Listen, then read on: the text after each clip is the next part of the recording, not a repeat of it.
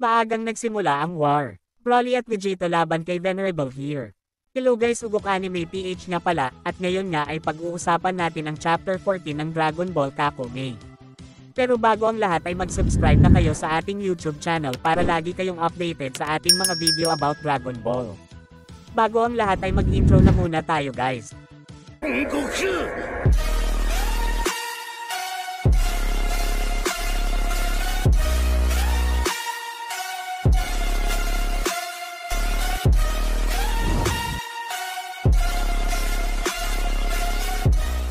At ngayon nga ay pag-uusapan na natin ang Chapter 14 ng Dragon Ball Kakome, pero bago ang lahat ay mag-recap na muna tayo.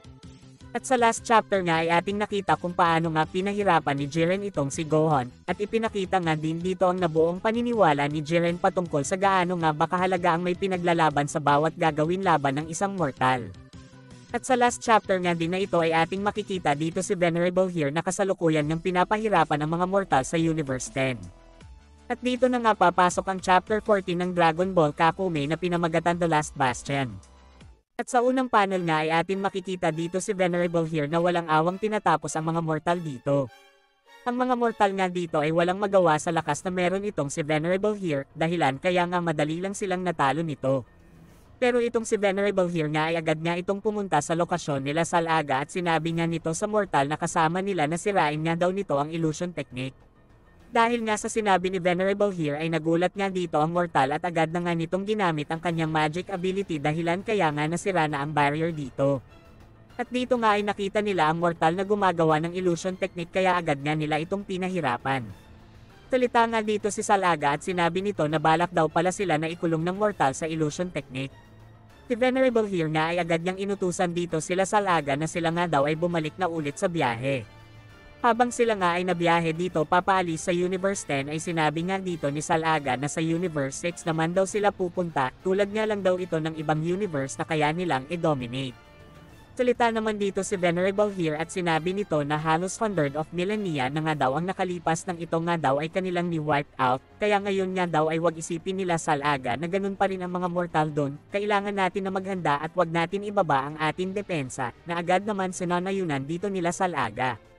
At sa moment na ito ay sila nga ay nasa portal na ng Universe 10 at papunta nga sila sa Universe 6. At sa next panel naman ay napunta ang scene dito sa planetang Sadala, ito nga guys ay yung Universe 6. Sa moment na ito ay ating makikita sila Caulifla, Cabba, Kale at Vegeta na kasalukuyan nag-training. At dahil nga sa paglipas ng ilang mga buwan ay sobrang laki na nga nang naging improvements dito ni Cabba dahil nga nagawa na nga nitong matalo sa sparring itong si Caulifla, na alam naman natin na isa sa highly warrior na nakikitaan ni Vegeta ng malaking potential. Although lahat naman sila ay malaki talaga ang potential regarding sa physical combat. At sa moment na ito ay tinamaan nga si Caulifla ng isang atake ni Cabba dahilan kaya nga ito ay tumalsik ng malayo, ngunit makikita nga natin na 18-1 nga ang score nila dito. Pero kahit na ganun ay masaya nga dito si Cabba kasi nga nakascore nga siya dito kay Caulifla. At sa point na ito ay sinabi nga ni Caulifla kay Cabba na napakaganda nga daw ng teknik na yon na ikinatuwa nga dito ni Cabba. Sa moment na ito ay mabilis nang tinawag ni Vegeta itong sila Cabba para nga mag-proceed na sa next stage ng kanilang training. Pero sa kasamaang palad ay nakaramdam nga dito si Vegeta ng kakaibang chi na papunta sa planeta nila. Nakita nga rin siya ni Venerable here dito pero si Vegeta nga ay mabilis na pinuntahan ng masamang chi na kanyang nasa Zens. At sinabi nga nito na katulad nga daw ng sa God of Destruction ang chi na kanyang nasa Zens mula dito. At dito nga ay sinabi na din ni Vegeta sa mga tao niya na makinig nga daw sa kanya ang lahat ng mga ito.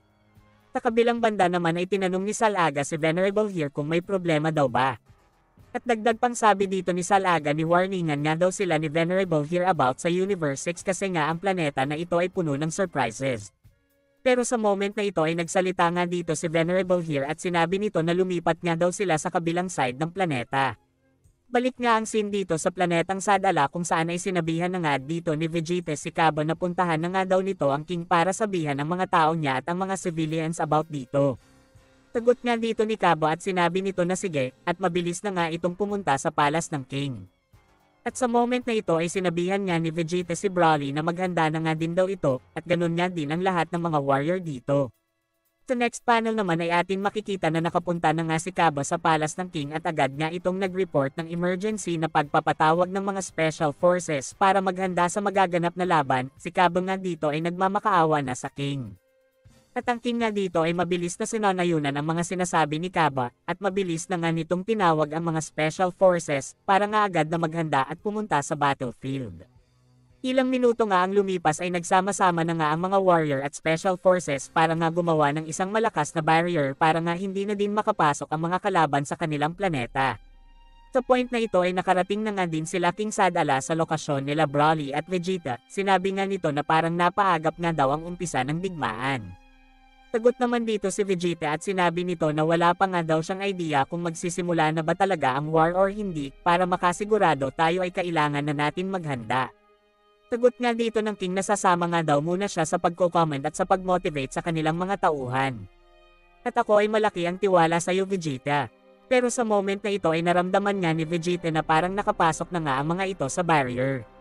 Sa kabilang banda naman ay atin makikita dito ang tatlo kung saan ay nagbabalak na nga ang mga ito na pumasok sa loob ng barrier. Salita nga dito ang mortal at sinabi nito na isang honor nga daw ang abangan sila ng napakadaming mortal bilang pagsalubong. At dagdag pa nito na siya na nga daw ang bahala sa barrier technique. Pero sa point na ito ay sinabi ni Venerable here na hindi nga daw gagana dyan ang magic ability nito kaya mas mabuti daw na siya na mismo ang gumawa nito. Sa moment na ito ay pinasok na nga ni Venerable Air ang dalawang kamay niya sa barrier at nag-charge na nga ito ng sobrang lakas na parang energy ball at kanya na nga itong nirelease na rektang tumama sa planetang Sadala. Ang mga Saiyan naman dito ay nahihirapan na ngang i-handle ang atake na ginawa dito ni Venerable here. Pero dito nga ay sinabi ng King na lumaban nga daw ang mga ito at wag agad sumuko. Habang nagaganap nga ang mga pangyayari na ito ay tinanong nga ni Broly si Vegeta kung tutulong na daw ba sila. Sagot dito ni Vegeta na hindi, kailangan kita sa ngayon Broly, gusto kong samahan mo ako bagay nagkataon na mapapalaban na tayo. Tila Salaga nga ay nagsalita dito at sinabi nito na parang counterplan nga daw ang ginagawa ng mga ito sa kanila, at yun isang fighter na yun ay alam nga niya kung sino tayo, pero baka sa mukha niya ang lubos na pag-aalala. Ngunit sa point na ito ay ginamit na nga ni Venerable here ang kanyang sobrang lakas na destruction power na talagang nagpahirap sa atin mga bida, at ito nga din ang naging dahilan kung bakit nag-collapse ang barrier technique ng mga Saiyan. Sa moment na ito ay nakarating na nga sila Venerable here sa planetang Sadala pero mabilis nga sila ditong kinempronte nila Vegeta, Broly at ang ibang admirals. Salita nga dito si Vegeta at sinabi nito kay Venerable here paano nga daw ito nagkaroon ng Divine Chi. Si Venerable nga dito ay hindi pinansin ang tanong ni Vegeta at sinabi nito na malakas nga daw itong si Vegeta. Salita nga ulit si Vegeta at sinabi nito na hindi ka namin kailangan kaya mas mabuting umalis na lang kayo at isama mo na yan mga minions mo. Salita nga ulit dito si Venerable here at sinabi nito na hindi ka taga dito, ikaw ay nag-training kasama ng isang angel na si Whis. Sa moment na ito ay gulat na gulat nga itong si Vegeta sa mga sinasabi nitong si Venerable here. Si Venerable here nga ay nagagawang maskan ang buong pagkatao ni Vegeta, at ang ginagawa nitong training kasama ang isang angel, nalaman din niya na kaya ni Vegeta na transform. Pati na nga din ang lahi na meron si Vegeta ay nalaman nga din ni Venerable here.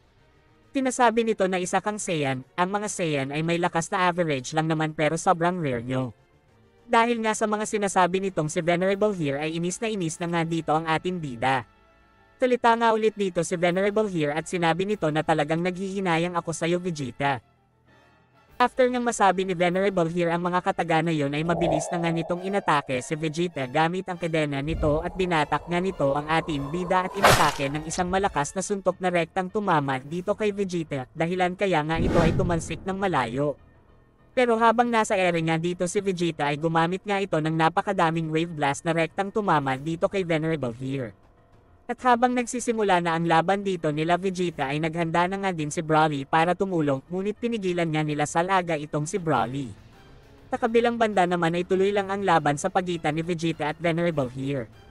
Sobrang daming pag-atake na nga dito ang ginagawa ni Vegeta na rektang tumatama dito kay Venerable here.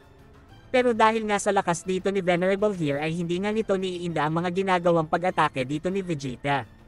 Sa point na ito ay nakapitan nga ni Vegeta ang parang maskara dito ni Venerable here at balak nga niya itong tanggalin at salita nga dito si Vegeta at sinabi nito na sino ka ba talaga. Pero sa kasamaan palad ay tinamaan nga si Vegeta ng suntok na galing sa pag-atake ni Broly. Ang mortal nga nakasama dito nila sa Laga ay may kakayahang gumawa ng parang portal kung saan ay naiilipat nga niya ang mga atake o bagay kung saan man niya gusto. At dito na nga natapos ang chapter na ito. Like and subscribe guys para mas dumami pa tayo dito. Alam ko naman na bitin ang chapter na ito pero okay lang at gagawan ko na naman agad ito ng kasunod after kung ma-upload ang Granola Arc. Salamat guys!